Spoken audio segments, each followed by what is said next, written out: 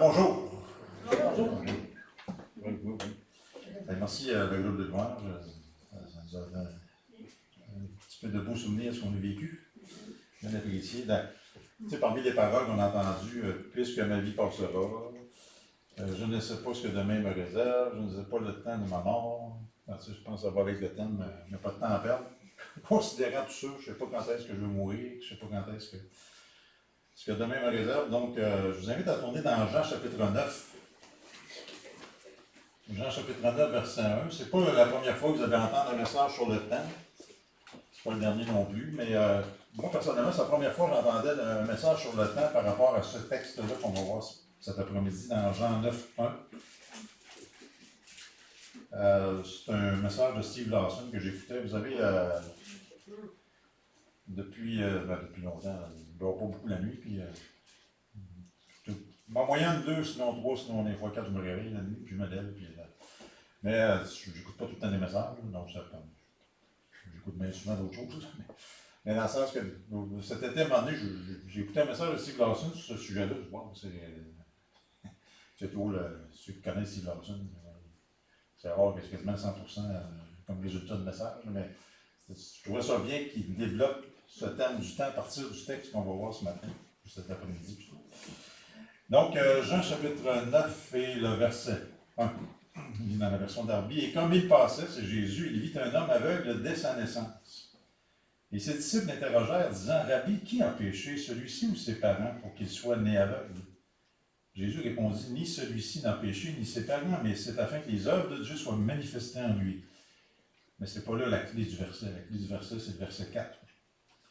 Il me faut faire les œuvres de celui qui m'a envoyé tandis qu'il est jour.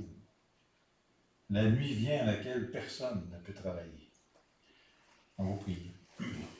Seigneur, on te remet encore ce temps cet après-midi, ce verset, ce passage fait que tu puisses nous amener à réexaminer nos priorités de temps, de notre vie, de ce qui nous en reste, puis on te demande ces choses dans Jésus-Christ pour ta gloire.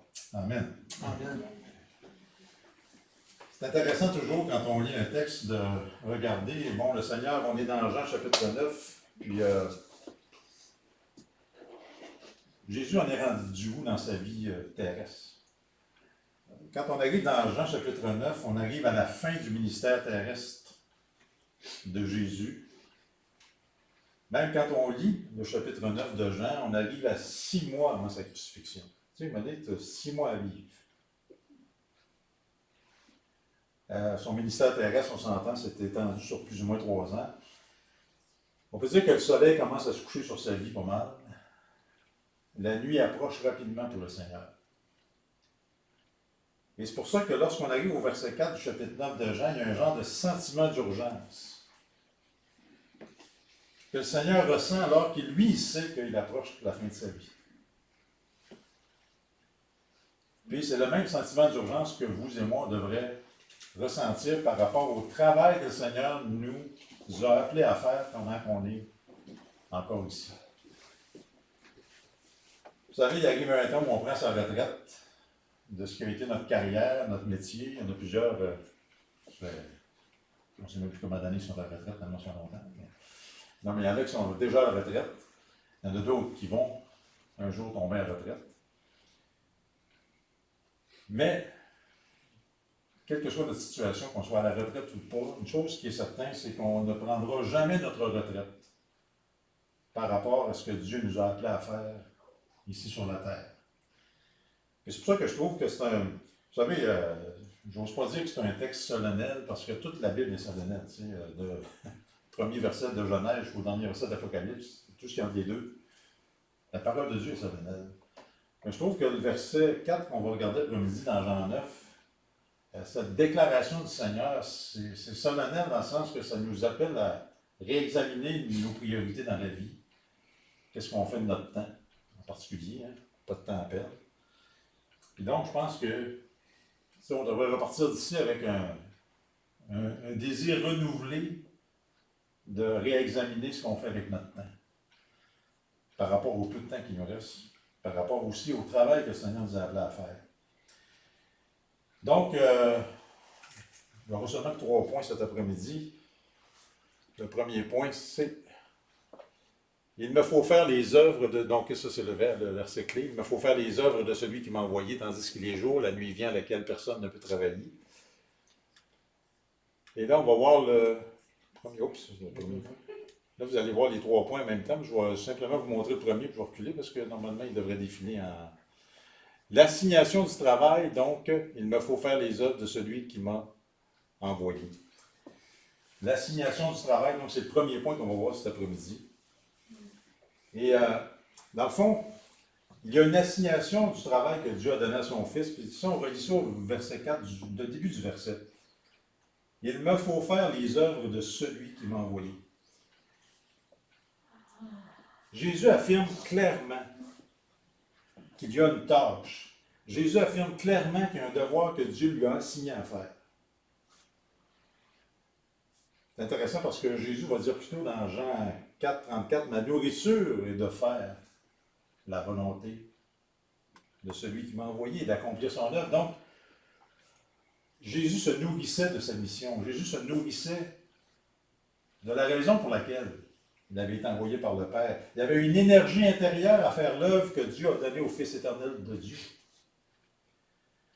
Puis rappelez-vous aussi dans sa prière sacerdotale, on ne tournera pas pour sauver du temps, dans Jean 17, 4, quand Jésus arrive à la fin de sa vie à ce moment-là, il fait 6 mois de sa vie, il est à la fin de sa vie, dans Jean 17, 4, quelques moments avant de se faire arrêter, procès, crucifixion, il va dire « Je t'ai glorifié sur la terre ». Quand il s'adresse à son Père, il dit « Je t'ai glorifié sur la terre ». Maintenant, la question qu'on peut se poser, comment Jésus a-t-il glorifié son Père pendant qu'il était ici sur la terre? Le reste du verset 4 de Jean 17, il donne la réponse, il dit « J'ai achevé l'œuvre que tu m'as donné à faire ». Il y a une grande gloire qui est apportée au Père quand Jésus accomplit l'œuvre qu'il avait été assigné de faire. Puis la même chose est vraie pour vous et moi. Dieu nous a donné une tâche à faire quand il nous a sauvés. Puis la manière de glorifier Dieu, c'est de faire la tâche pour laquelle il nous a appelés. Et remarquez ce qu'il dit ici au verset 4 de Jean 9. Il dit « Il me faut faire les œuvres de celui qui m'a envoyé. » Il me faut, c'est une nécessité divine au sujet de ce travail-là. Tu sais, Jésus ne dit pas « j'aimerais faire »,« je souhaiterais faire ». Non, non, il me faut faire les œuvres de celui qui m'a envoyé. Jésus était poussé. Jésus était contraint. Jésus se sentait obligé d'effectuer l'assignation que le Père lui avait donnée pendant qu'il était ici sur terre. C'est intéressant, il me faut faire. Le verbe faire en grec, c'est littéralement opérer, œuvrer. Ça a le sens de travailler dur, de peiner, d'exercer, de s'adonner à une tâche jusqu'à l'épuisement. C'est ça le sens de « il me faut faire ». Il faut que j'œuvre. Il faut que je travaille dur. Il faut que je peine jusqu'à l'épuisement. C'est intéressant aussi quand on lit le texte. Hein? Il me faut faire les œuvres. Il y en a plusieurs. C'est au pluriel. C'est multiple. C'est plusieurs œuvres que le Père avait assigné Jésus de faire. Plusieurs sermons, plusieurs miracles, plusieurs actes de bonté, puis ultimement, hein, le grand sacrifice sur la croix que Jésus allait faire pour nous. Puis d'ailleurs, rappelez-vous ce qu'il dit dans Jean 19, 30 à la fin, sur la croix, il dit « c'est accompli ». C'est fini. Hein? J'aime bien l'expression, je pense que c'est dans le texte en anglais, « it is finished ». Il n'a pas dit « je suis fini ». Il dit « j'ai fini ». Il n'a jamais été au bout de son boulot. Là, le Seigneur aurait pu tout simplement... parfois, j'entends ça, je n'ai pas du Seigneur, ouais, mais tellement il est mort au bout de son sang. Non, le Seigneur, il a donné sa vie délibérément. Personne ne pouvait l'ôter. Mais qu'est-ce qu'il a accompli quand il a dit « tout est accompli », l'œuvre que le Père lui a donné d'accomplir pendant qu'il était ici sur la terre, tout est accompli. L'observation de la loi, le prêt payé. Puis c'est intéressant, c'est pas seulement pour Jésus. Pourquoi je dis ça? Parce que dans l'original, puis j'ai l'air bien brillant de dire ça, mais j'ai appris ça de Steve Lawson, puis je suis allé voir dans les dictionnaires grecs. Puis dans le dictionnaire grec, c'est vrai que dans la traduction grecque de Jean 9,4, c'est vrai que c'est marqué, c'est pas marqué « il me faut faire », mais c'est marqué « il nous faut faire ». Il y a un « nous » dans l'original. C'est intéressant, ça. Si vous avez une version seconde, au lieu de lire « il faut que je fasse », ça devrait être « il faut que nous fassions ».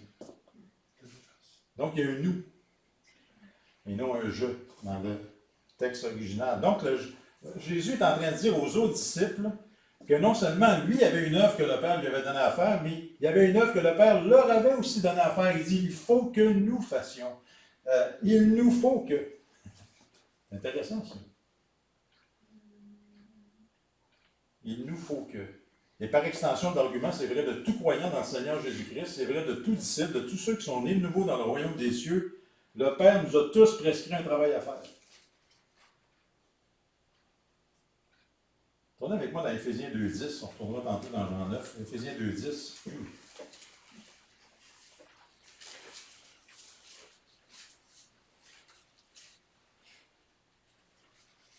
Éphésiens 2.10, ça se lit comme suit. Car nous sommes son ouvrage. Éphésiens 2.10. Car nous sommes son ouvrage. C'est qui ça, le nous? Ça réfère à tous ceux qui ont été choisis en Christ avant la fondation du monde, Éphésiens 1.4. Ça réfère à tous ceux pour qui Christ est mort, pour tous ceux qui croient en Christ, pour tous ceux qui sont éternellement scellés en Christ. C'est ça le nous. Et donc, il est dit au verset 10, car nous sommes son ouvrage, nous qui sommes élus, nous qui sommes sauvés. Nous sommes son ouvrage ayant été créé dans le Christ Jésus.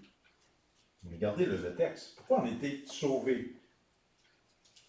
Pour les bonnes œuvres que Dieu a préparées d'avance, afin que nous marchions en elles.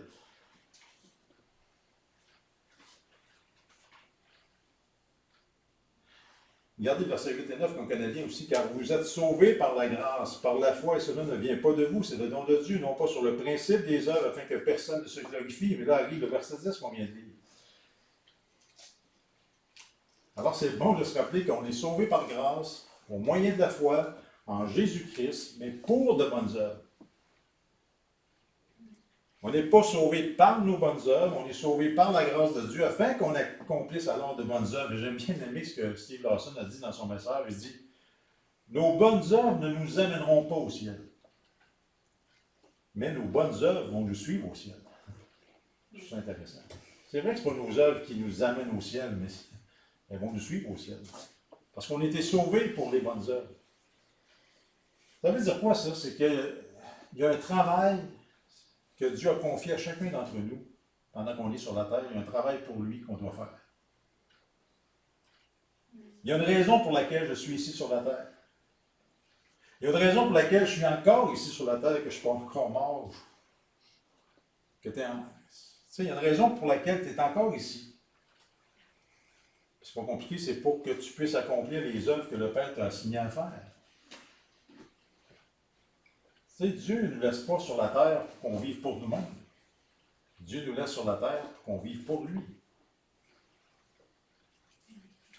Et quelle est cette œuvre que le Père t'a assigné à faire, moi aussi? Pourquoi on est ici? Pourquoi t'as-t-il gardé vivant jusqu'à ce jour? Mais comment devrais-tu investir ta vie? Comment devrais-tu être utilisé par Dieu pour le glorifier pendant que tu es ici sur la terre? Une autre question, es-tu certain que tu fais ce que tu es supposé faire? Et c'est là qu'on se fait interpeller par le Seigneur cet après-midi dans ce texte de Jean 9,4. Il nous faut faire les œuvres que le Père du Père. Il y a une obligation, il y a un appel. Et donc, est-ce que je suis certain que je fais ce que Dieu m'a demandé de faire?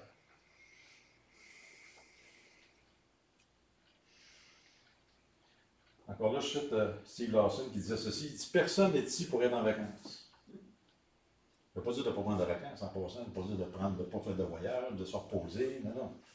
Mais il dit « Personne n'est ici pour être en vacances. » Et personne n'est ici pour gaspiller sa vie. Personne n'est ici pour être passif, personne n'est ici pour n'être qu'un spectateur, personne n'est ici pour juste se détendre et être observateur, essayer de faire aussi peu que possible pendant qu'on est ici sur la terre. Et il va finir en disant quelle façon misérable de vivre sa vie que d'en faire le moins possible pour Dieu. Donc, le premier point qu'on voit cet après-midi, c'est l'assignation du travail. L'assignation du travail. Regardez, lorsqu'on retourne dans Jean chapitre 9, verset 4. Donc, il nous faut faire les œuvres de celui qui m'a envoyé. Il nous faut faire les œuvres de celui qui m'a envoyé. Donc, je pense que si on repasse l'après-midi avec ça dans la tête, ce verset-là, il nous faut faire les œuvres de celui qui a envoyé le Seigneur. Déjà, tu sais, on part. Seigneur, cette semaine, il faut que je fasse les œuvres de ton Père. Avant de continuer, laissez-moi vous rappeler ceci. La Bible dit, sans tourner dans 2 Corinthiens 5,10, qu'il nous faut tous comparaître devant le tribunal de Christ. C'est quand je disais solennel, là, un petit peu, c'est pas mal solennel, ça. Il nous faut tous comparaître devant le tribunal de Christ. Pourquoi le texte dit que chacun rendra compte des œuvres faites dans leur corps, qu'elles soient bonnes ou mauvaises? Évidemment, le tribunal de Christ, c'est pas une place où on va être condamné. Il n'y a plus aucune condamnation pour ceux qui sont en Jésus-Christ. Le tribunal de Christ, c'est l'évaluation de nos œuvres. Puis on a parlé des récompenses ce matin. C'est là, la base de nos récompenses, c'est ce qui sera déclaré lors du tribunal de Christ. Et c'est solennel parce qu'un jour, on va tous comparaître. Chacun, je sais pas, chacun notre tour, avec le Seigneur, ça peut être simultané, je ne sais pas comment ça marche, là, mais il est capable de tout faire en même temps s'il est capable, mais tôt ou tard, c'est qu'on va être seul à seul avec lui. Puis on va rendre compte de ce qu'on a fait depuis qu'on est sauvé. Pour lui. Tu sais, il a préparé les œuvres d'avance pour nous quand il nous a sauvés. Qu'est-ce qu'on a fait de ces œuvres préparées d'avance? Est-ce qu'on les a faites ou on ne les a pas faites? Alors c'est là l'évaluation. Au dernier jour, même en tant que croyant en Jésus-Christ, on va rendre compte à Dieu, spécifiquement au Seigneur Jésus-Christ. Avons-nous fait ou non le travail qu'il nous a appelé à faire? Je pense qu'on veut tous avoir une bonne réponse quand on va passer devant le Seigneur. Donc, assignation du travail, c'est ce qu'on revoit au début du verset 4 de Jean 9. Il nous faut faire les œuvres de celui qui m'a envoyé. Oups, là, je suis en train de reculer tout le temps. Ça ne marche plus l'affaire. Oups. Je viens de me sortir du PowerPoint. Le message est fini. Oui, c'est ça. Ben donc, on arrête là, vous avez tout ce qu'il faut pour. Hey, merci. Demain, on aura tout à laisser. Ah, ça, c'est une leçon d'humilité. L'assignation du travail, donc, il me faut faire les œuvres, ou il nous faut faire les œuvres de celui qui m'a envoyé. Deuxième point, l'attribution du temps, tandis qu'il est jour. L'attribution de temps, tandis qu'il est jour. Regardez ce que Jésus va dire au verset 4, il dit, il nous faut faire les œuvres de celui qui m'a envoyé. Ça, c'est l'assignation du travail. Mais, il va ajouter, tandis qu'il est jour. Ça, c'est la quantité de temps alloué pour faire le travail. Tandis qu'il est jour. Il y a une œuvre assignée par Dieu, mais aussi une quantité de temps alloué par Dieu pour faire cette œuvre. Et d'où le sentiment d'urgence du Seigneur lorsqu'il dit ça. Pour réaliser cette œuvre. Quand le Seigneur parle, tandis qu'il est jour, ben c'est une métaphore pour jour dans ce verset réfère à la durée de vie du Seigneur Jésus-Christ. Imaginez, le Seigneur Jésus savait de toute éternité quand est-ce qu'il allait mourir. À la minute près, à la seconde près, au millionième de seconde près. On l'a dit tantôt, il est à 6 mois avant de mourir. Il sait qu'il lui reste seulement 6 mois sur terre. Il faut qu'il fasse l'œuvre pendant qu'il fait jour. Il faut qu'il fasse l'œuvre pendant le temps qu'il lui reste sur la terre. Le nombre d'années, le nombre d'heures, le nombre de minutes, le nombre de moments avec ses opportunités de réaliser cette œuvre. Jésus va dire, tandis qu'il est jour, nous devons réaliser cette œuvre parce que la nuit s'en vient. La nuit réfère à la mort. Jésus a dit donc, je dois le faire maintenant. Puis le contexte, on l'a vu les 3 premiers versets, c'est le contexte de guérison de l'aveugle-né. C'est là que ça devait se passer. Il n'y avait pas d'orvénésie, mais c'était là que ça se passait, pour l'aveugle-né. Quelle belle histoire, hein, c'est dans Jean 9. Je dois le faire maintenant. Je ne peux pas procrastiner. Je ne peux pas remettre à plus tard. Ça, c'est un défi dans mes vies en passant, parce que quand j'ai. Moi, mais souvent, tu sais, quand je suis au Nouvelliste, je sais que, supposons que j'ai de quoi à faire le samedi, puis il est mardi seulement, on se dit de quoi, je retarde ça au mercredi, je retarde ça au jeudi, puis mais souvent, je suis rendu jeudi soir, puis je travaille quasiment à la nuit pour. Je suis mal fait de même, c'est pour le modèle. Mais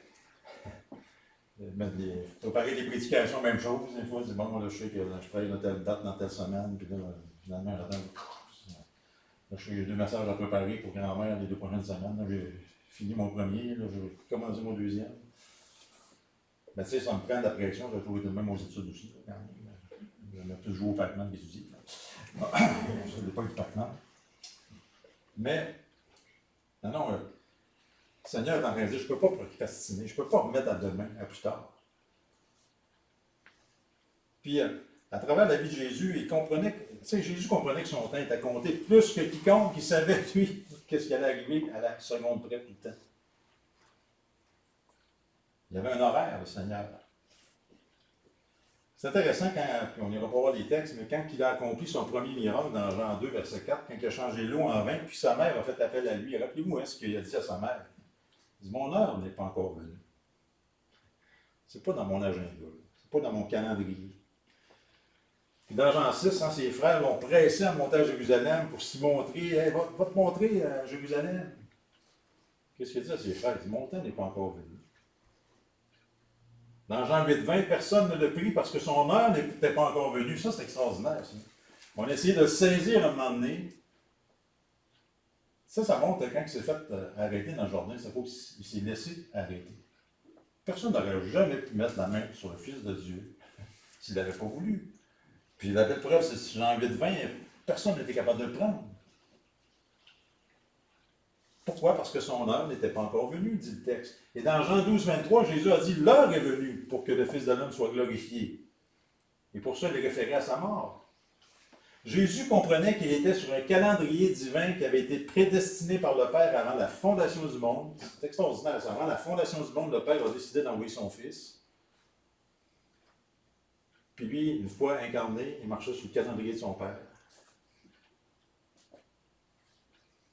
Il doit poursuivre l'objectif, le but que le Père a établi devant lui. Il ne peut pas se montrer négligent. Écoutez, le Seigneur ne s'est jamais montré négligent dans son ministère.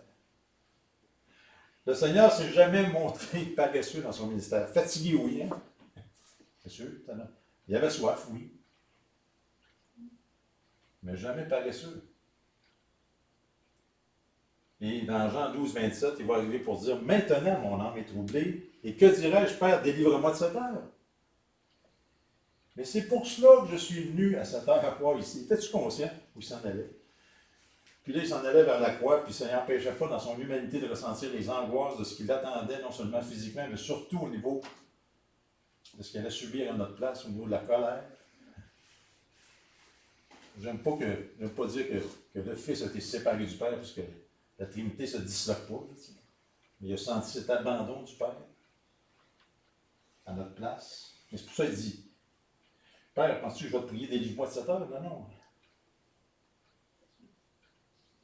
Il y avait un sentiment de souveraineté divine qui était au-dessus de sa vie, en dessous de sa vie, qui le faisait avancer vers cette heure. Dans Jean 17, quand il commence cette prière sacerdotale, il dit, Père, l'heure est venue, là, l'heure était venue. Glorifie ton Fils afin que ton Fils te glorifie. Donc, ce qu'on tire de ce court verset 4 de Jean 9, depuis le début, c'est que Jésus reconnaît qu'il a non seulement un travail spécifique à faire, mais qu'il a une quantité de temps spécifique dans lequel faire ce travail. Pendant qu'il fait jour. Jésus ne tuait pas le temps. Jésus, c'était pas un flondeux. Il n'y avait pas de temps à perdre. C'est pour ça le titre du message. Pas de temps à perdre. Il était venu pour une raison. Et nous, en passant, Dieu nous a sauvés pour une raison. Pour ses plans, pour ses œuvres, pour une durée de temps fixe. Nous autres non plus, on n'a pas de temps à perdre. C'est là qu'un wow. C'est quoi mes priorités par rapport à ça? Non, Jésus ne tuait pas le temps, il ne gaspillait pas le temps, procrastinait pas, il n'en mettait pas au lendemain, il ne se prenait pas les pieds, il n'était pas démotivé. Non, il savait qu'il y avait un travail à faire, c'est celui que le Père lui avait donné à faire. Encore là, Steve Lawson a mis en lumière quelque chose que je n'avais jamais vu. Il disait qu'il trouvait intéressant l'emphase que Marc met. Tu sais, chacun des évangiles nous montre, c'est la beauté des 4 évangiles, ça nous montre Christ sous différentes facettes. Dans Matthieu, on sait que Christ est présenté comme le roi des Juifs. Dans Jean, c'est le Fils éternel de Dieu. Luc, c'est l'homme parfait. Mais dans Marc, la perspective de Jésus, c'est le serviteur du Seigneur. D'ailleurs, si on résume l'évangile de Marc, c'est quoi le verset clé de l'évangile de Marc?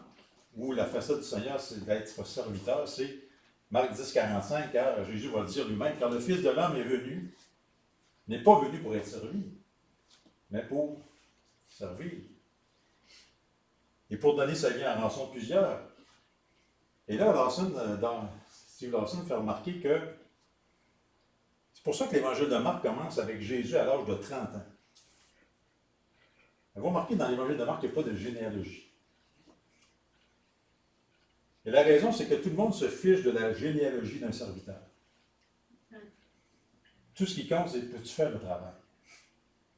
Il donnait l'exemple, c'est pas t'embauches quelqu'un pour ton ta pelouse, tu ne demandes pas, hey, c'est quoi ta lignée, c'est quoi tes parents, c'est quoi ta généalogie? Non, es-tu capable de faire la job? Je te prie pour ton la pelouse. Es-tu capable de mettre l'épaule à la roue? Et c'est comme ça que commence l'évangile de Marc. Le mot-clé dans tout l'évangile de Marc est utilisé plus de 40 fois, c'est le mot quoi? Aussitôt.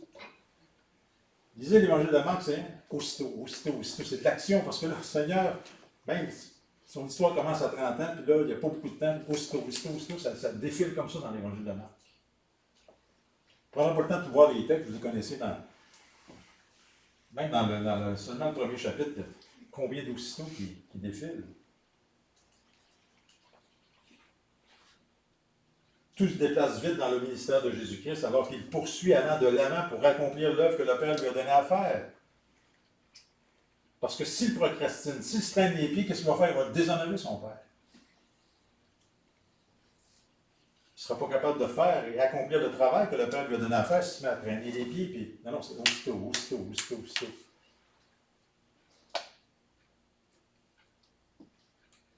Tu sais, on n'a que ça de temps sur Terre. On a une grande assignation de travail. Vous connaissez le psaume 90-12, enseigne-nous ainsi à compter nos jours, afin que nous en acquérions un cœur sage. On a besoin d'être enseigné à être sage avec notre temps. Pourquoi on a besoin d'être enseigné à être sage avec notre temps? C'est qu'on a une tendance naturelle, j'ai une tendance naturelle à gaspiller mon temps. À être insensé avec notre temps. C'est pour ça qu'on doit demander à Dieu de nous enseigner à être sages. Enseigne-nous à compter nos jours. Aucun d'entre nous, on sait combien de jours on a. Ce que ça veut dire compter nos jours, c'est que nous comptons chaque jour et chaque moment de chaque jour d'une telle valeur éternelle qu'on ne gaspille pas un moment de temps.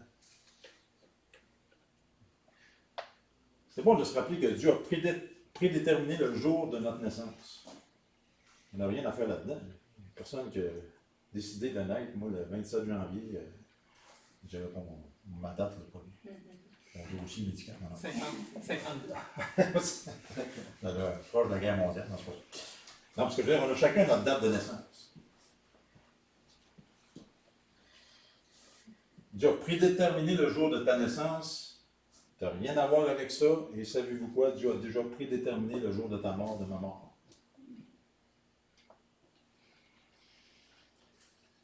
Et je veux que tu saches, sous la souveraineté de Dieu, tu ne vivras pas une milliseconde au-delà de ton temps fixé. Moi non plus. Et on ne vivra pas une demi-seconde de moins que notre temps fixé. Dieu tient notre vie entière entre ses mains. Si on respire cet après-midi, si on est encore là, c'est qu'il l'a vu. Il a prédéterminé quand est-ce qu'on vient au monde, quand est-ce qu'on quitte ce monde. Et c'est pour ça que j'aime l'image que Michael m'a faite du sablier. Tu sais. J'ai toujours aimé ce sablier-là. Tu sais, souvent, on en avait dans des jeux de société. Là, un peu plus quel. Mais c'est vrai que ça se met à couler vite à un moment donné. ta vie, ma vie est comme un sablier qui a été tourné en bas le jour de notre naissance, puis là, ça coule. Il n'y a que ça de temps qui reste. C'est pour ça qu'on doit faire ce que le Seigneur nous a appelés à faire maintenant.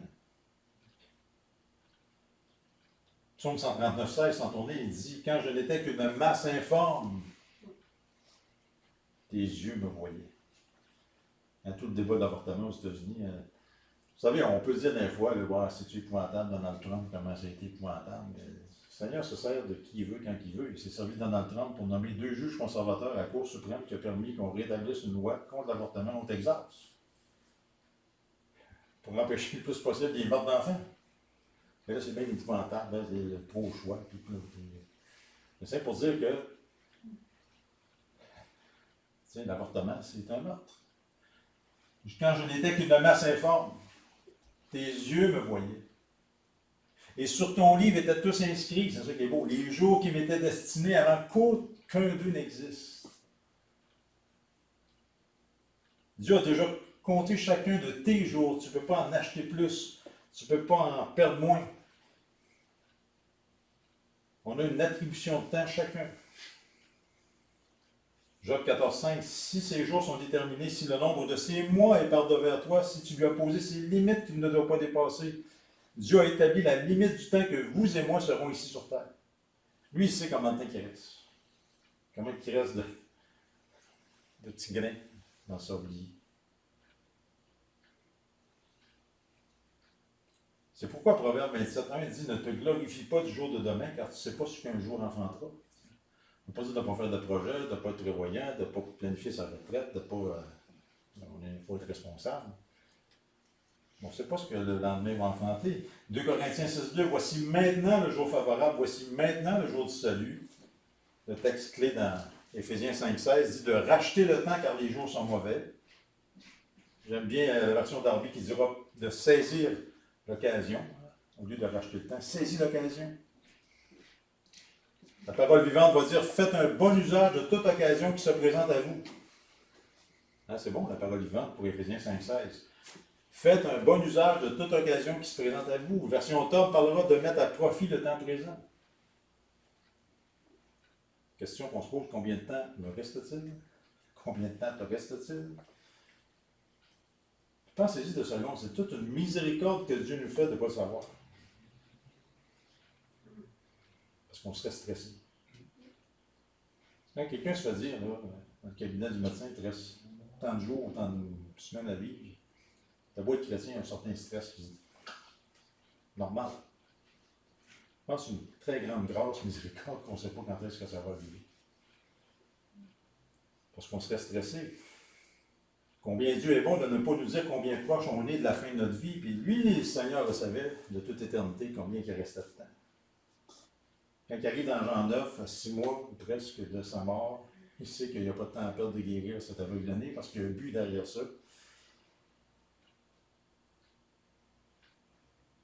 Il y a toujours un but pour lequel le Seigneur agissait.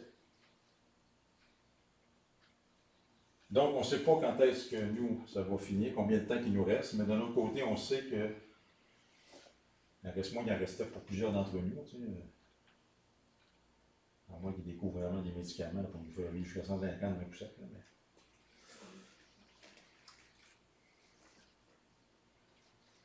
Donc, chacun d'entre nous, on devrait avoir un sentiment divin d'urgence, comme l'avait le Seigneur dans Jean 9. C'est quoi ce sentiment d'urgence? C'est d'être aux affaires de notre Père. J'aime bien que le Seigneur est dans le temple à 12 ans, puis ses parents le cherchent. Hey, il faut que je m'occupe des affaires de mon père. Quelle déclaration. À 12 ans, il était conscient du calendrier. Il faut que je m'occupe des affaires de mon père. C'est pas le problème que je sois ici. C'est intéressant, ça. Troisième point, je suis capable de pas éteindre l'affaire. L'assignation du travail, il me faut faire les œuvres, ou il nous faut faire les œuvres de celui qui m'a envoyé. L'attribution de temps, tandis qu'il est jour, et l'approche de la mort, mais c'est la suite du verset. Dans Jean 9,4, il va dire pourquoi? Parce que la nuit vient à laquelle personne ne peut travailler. L'approche de la mort, c'est Puis la nuit approchait rapidement pour le Fils de l'homme. 6 mois à vivre, c'est pas gros. La nuit s'en venait, c'était inévitable, incontournable, prédéterminé, fixé sur le calendrier de Dieu, c'était prédestiné. Jésus comprenait ça. Il comprenait par conséquent que ce qu'il doit faire, il doit le faire maintenant, il doit le faire aujourd'hui. Ce qui doit être fait aujourd'hui, ça ne peut pas être remis une autre fois. Il ne peut pas arriver dans ce genre-là et dire, bon, finalement, il y en avait eu donné à guérir, finalement, je ne le guérirai pas, je le repasserai dans. Non, j'ai plus de repassage, je sais. Puis l'application pour nous et moi cet après-midi, que la nuit vient, c'est que la mort s'en vient pour nous autres. Tu sais, à chaque samedi, il y a encore dans le nouvelle liste des avis de décès, puis des fois on voit des gens qu'on connaît, puis un jour, tu sais, moi j'ai ma photo des fois avec mes articles, mais ma photo va être là dans le mien aussi. Je pense qu'on va être gratis dans je travaille là, dans le camp.